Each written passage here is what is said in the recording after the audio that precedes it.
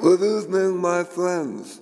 There is one thing I have learned during the 7 years my wife, Debbie, and I have been out-of-the-box missionaries with Jesus in 2 different worlds, João Pessoa, Paraíba, Brazil, and Ambridge, Pennsylvania, USA.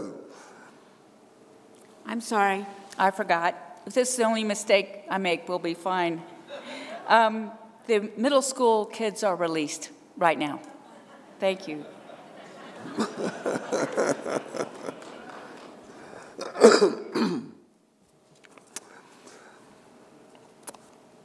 There is one thing I have learned, and that is I have learned to expect the unexpected. And that is why Debbie and I continue to be breathless with anticipation about what God will be doing next.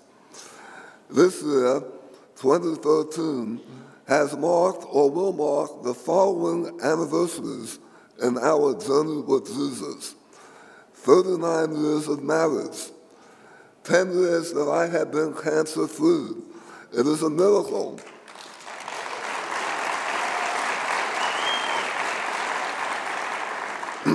It's bad enough I have a cold, don't make me cry.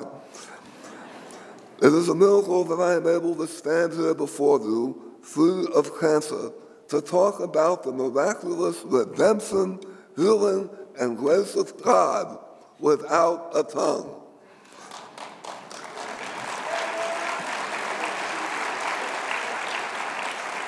My entire tongue was removed along with all the lymph nodes in my neck, followed by radiation and chemotherapy to save my life from stage 4 terminal cancer of the tongue.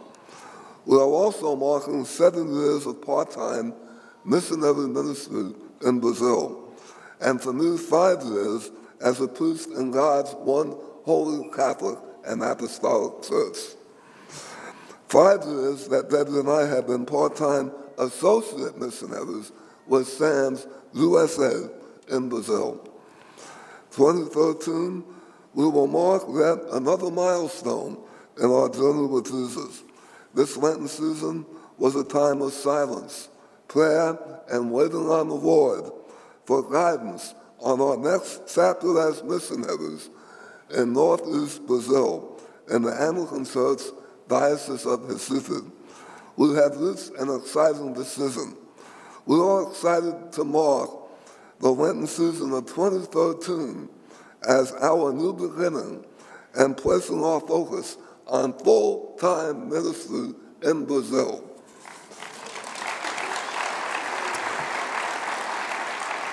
Our co-laborers on the ground in Brazil, especially the bishops of the city, are very happy that, God willing, their long wait for us to return to them as full-time missionaries will soon be over.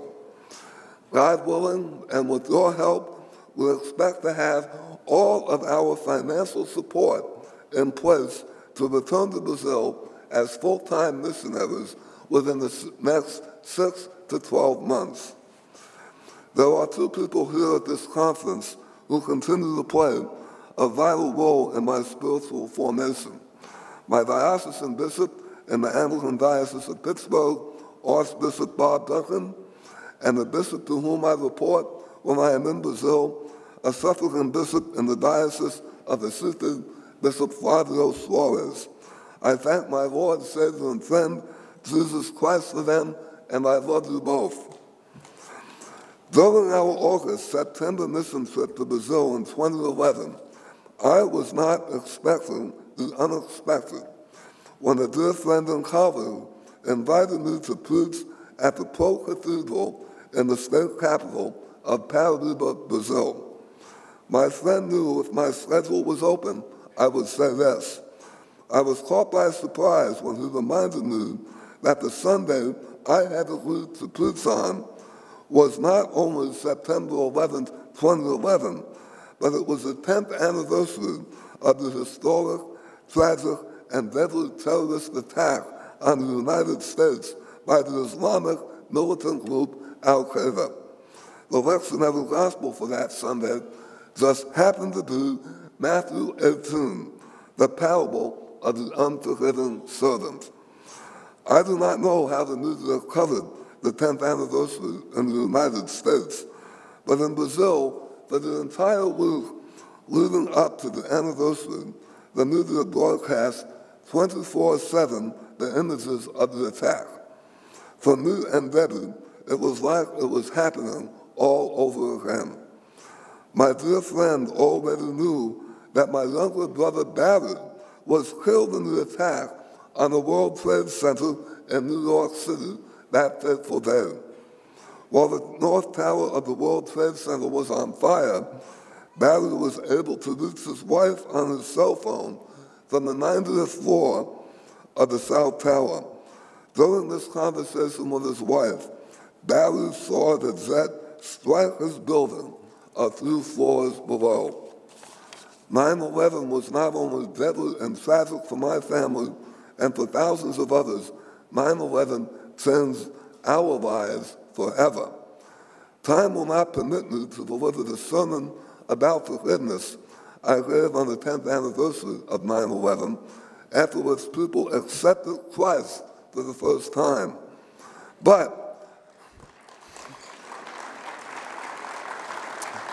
I do want to leave you with this thought about expecting the unexpected. In my study and prayer time in preparation for that sermon, I discovered an extremely shocking revelation that I was not expecting.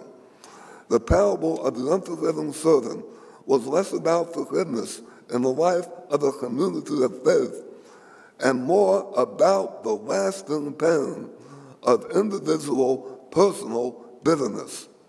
The creation of humanity in the very image of God demands accountability, which means that I must be merciful in the same way that God shows mercy.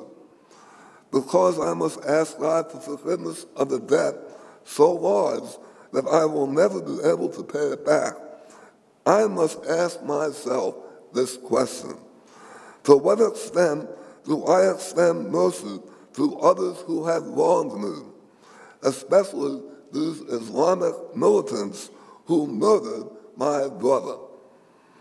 Personal bitterness prevents me from praying for the salvation of others.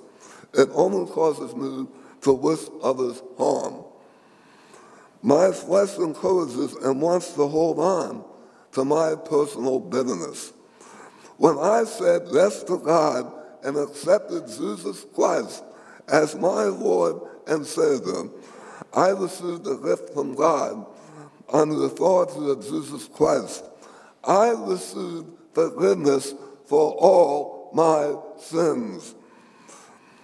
Only by the grace of God have I been able to give up my right to my personal bitterness to Jesus Christ and identify myself with God's ministry to others. My life no longer belongs to me. It belongs to Jesus Christ and his plans and purposes. Allowing Jesus to take away my personal bitterness is something I must do daily and moment by moment through the empowering personal and intimate relationship I have with God's only Son, my Lord, Savior, and friend, Jesus Christ. The unexpected is God's plan for my life. How about yours?